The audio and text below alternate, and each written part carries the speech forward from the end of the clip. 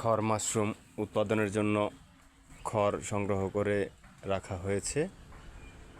এই খড় পর্যায়ক্রমে বস্তায় ভরে এই ড্রামের মধ্যে সিদ্ধ করা হবে। সিদ্ধ করে অতিরিক্ত পানি